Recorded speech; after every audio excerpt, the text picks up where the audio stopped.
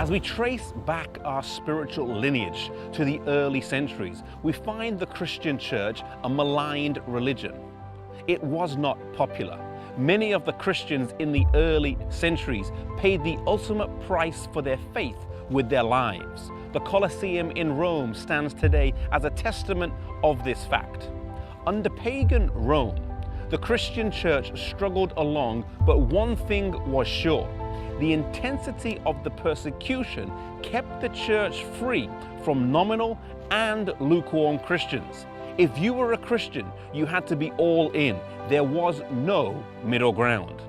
But in the 4th century, an event would come along that would change all of that dramatically. The conversion of Konstantin changed the course of history for the whole of Christendom, and the roots of that come down here to York, England. In 306 AD, Konstantin was declared emperor here. His father, Konstantinus, was in Britain from 305 to 306 AD, and Konstantin was with him until his death. He was then declared emperor, but it was not to be a smooth sailing. There were counterclaims to the emperorship from Licinius and Maxentius. And it was before a battle with Maxentius that Konstantin felt he needed more help than just the soldiers he had, and so he sought the help of God. He believed he saw a cross in the sky and heard the words, "By this sign you shall conquer." He took this as a sign to convert to Christianity, and a major switch began to take place. Rome would go from being pagan to papal, from paganism to professed Christianity. Many historians debate the authenticity of Constantine's conversion. Was it a deep-rooted biblical conviction, or was it a political ploy to keep a divided empire together? One thing is sure, though, that after his conversion, practices crept into the church that previously had no place there.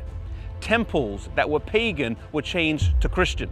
The Pantheon in Rome was changed into a Christian church, and the names of gods were changed to Christian saints. For example, Jupiter became Saint Peter, and the list goes on.